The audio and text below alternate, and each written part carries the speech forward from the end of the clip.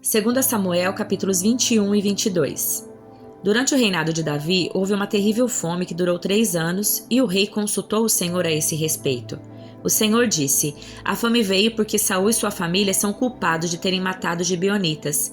Então o rei mandou chamar os gibeonitas. Eles não faziam parte do povo de Israel, mas eram tudo o que restava dos amorreus. Os israelitas tinham jurado que não os matariam, mas Saul, em seu zelo por Israel e Judá, havia tentado exterminá-los. Davi lhes perguntou: o que posso fazer por vocês? Como posso reparar o mal que lhes foi feito para que vocês abençoem o povo do Senhor? Os gibeonitas responderam: prata e ouro não resolverão a questão entre nós e a família de Saul. Também não temos o direito de exigir a vida de ninguém em Israel. Que farei por vocês então? Perguntou Davi. Eles responderam: Saul planejava nos destruir. Queria nos impedir de ter um lugar no território de Israel. Portanto, entregue-nos 7 dos filhos de Saul, para que os executemos diante do Senhor em Gibeá, no monte do Senhor. Está bem, disse o rei, farei o que me pedem. O rei poupou a vida de Mefibosete, filho de Jonatas, filho de Saul, por causa do juramento que Davi e Jonatas haviam feito diante do Senhor. Contudo, entregou-lhes Armone e Mefibosete, os 2 filhos de Saul, com Rispa, filha de Aiá. Também entregou-lhes os 5 filhos de Merabe, filha de Saul, esposa de Adriel, filho de Barzilai de Meolá.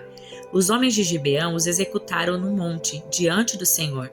Os 7 foram mortos ao mesmo tempo, no início da colheita da cevada. Então Rispa, filha de Aiá, estendeu um pano de saco sobre uma rocha e ficou ali todo o período da colheita.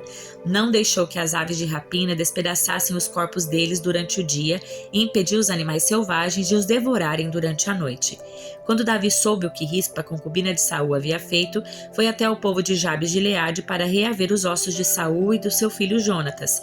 Quando os filisteus mataram Saul e Jonatas no monte Gilboa, o povo de Jabes de Gileade tinha roubado os corpos deles da praça de Bet-San, onde os filisteus os haviam pendurado.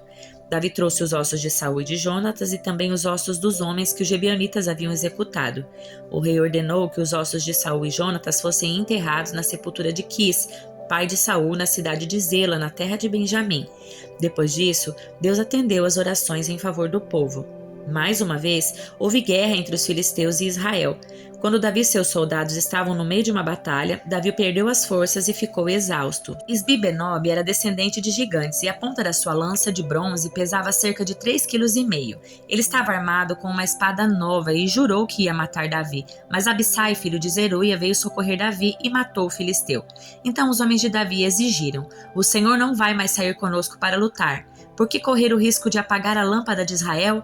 Depois disso, houve outra batalha contra os filisteus em Gobe.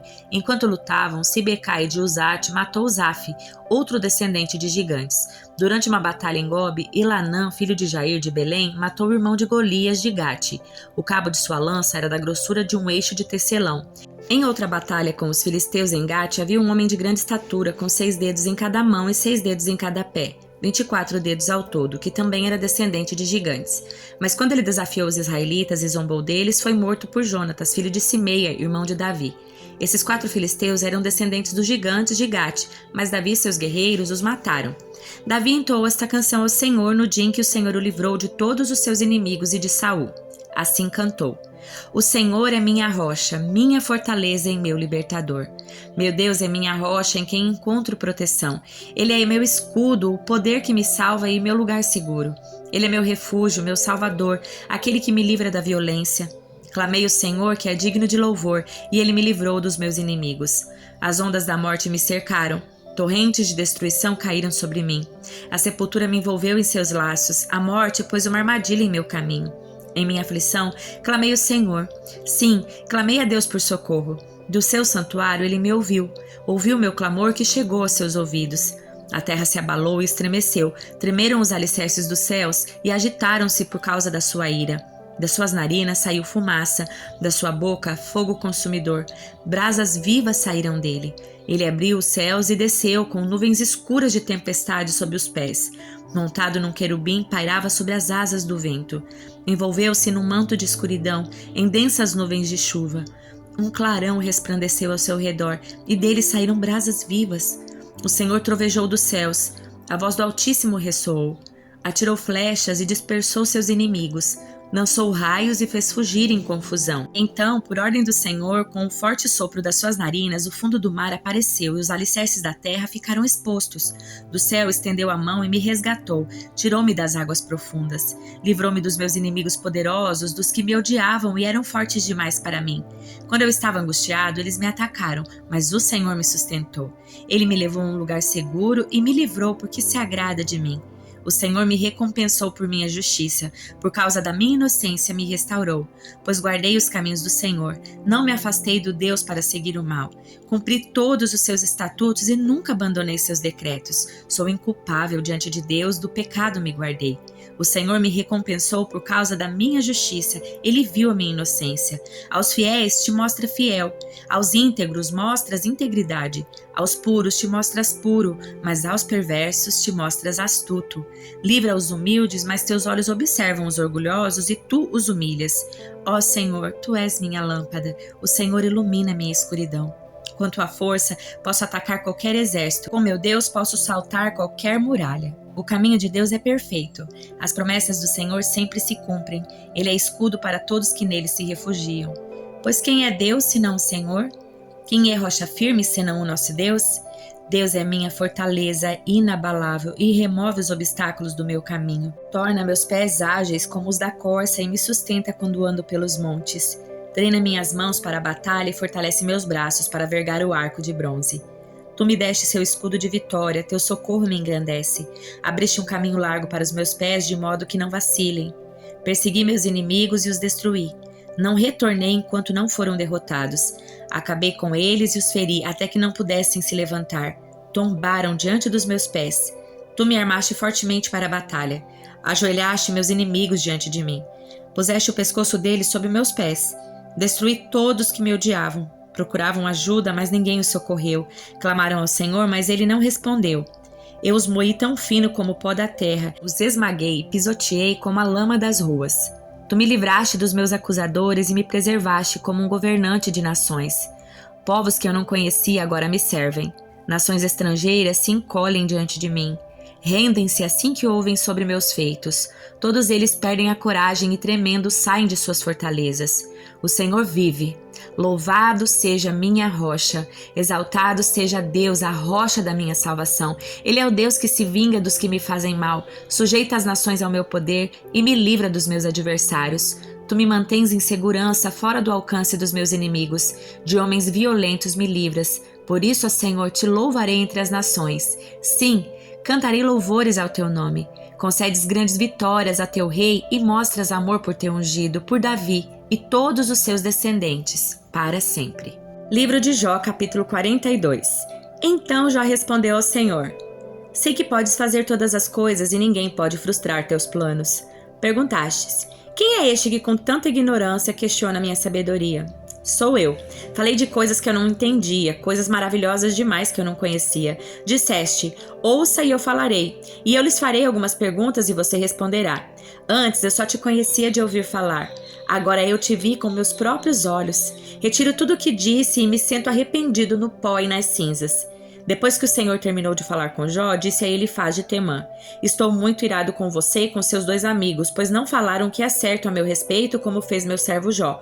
Por isso, peguem 7 novilhos e 7 carneiros, levem os animais ao meu servo Jó e ofereçam holocaustos em favor de si mesmos. Meu servo Jó orará por vocês e eu aceitarei a oração dele. Não tratarei vocês como merecem por sua insensatez, pois não falaram o que é certo a meu respeito, como fez meu servo Jó. Então Elifaz de Temã, Bildade, Suá, Zofar e Naamá fizeram o que o Senhor havia ordenado, e o Senhor aceitou a oração de Jó. Quando Jó orou por seus inimigos, o Senhor o tornou próspero de novo. Na verdade, o Senhor lhe deu o dobro do que tinha antes. Todos os seus irmãos, suas irmãs, seus amigos de outros tempos vieram e festejaram com ele à mesa da sua casa. Eles o consolaram, o confortaram por todas as provações que o Senhor tinha enviado contra ele. Cada um lhe trouxe um presente de prata e um anel de ouro. O Senhor abençoou Jó na segunda parte da sua vida, ainda mais que na primeira. Ele teve 14.000 ovelhas, 6.000 camelos, 1.000 juntas de bois e 1.000 jumentas. primogênitas. Deus também deu a Jó 7 filhos e 3 filhas. Jó chamou a primeira filha de Gemima, a segunda de Késia e a terceira de Queren-Apuque. Em toda a terra não haviam mulheres tão lindas como as filhas de Jó, e seu pai lhes deu herança junto com os irmãos delas. Depois disso, Jó viveu 140 anos e viu 4 gerações de filhos e netos. Então morreu, depois de uma vida longa e plena. Primeira carta aos Coríntios, capítulo 13. Se eu falasse a língua dos homens e dos anjos, mas não tivesse amor, seria como um sino que ressoa ou como um símbolo que retine. Se eu tivesse o dom de profecias, se entendesse todos os mistérios de Deus e tivesse todo o conhecimento e se tivesse uma fé que me permitisse mover montanhas, mas não tivesse amor, eu nada seria. Se desse tudo o que tenho aos pobres e até entregasse meu corpo para ser queimado e não tivesse amor, de nada me adiantaria. O amor é paciente e bondoso. O amor não é ciumento nem presunçoso. Não é orgulhoso, não é grosseiro, não exige que as coisas sejam à sua maneira, não é irritável nem rancoroso, não se alegra com a injustiça, mas sim com a verdade.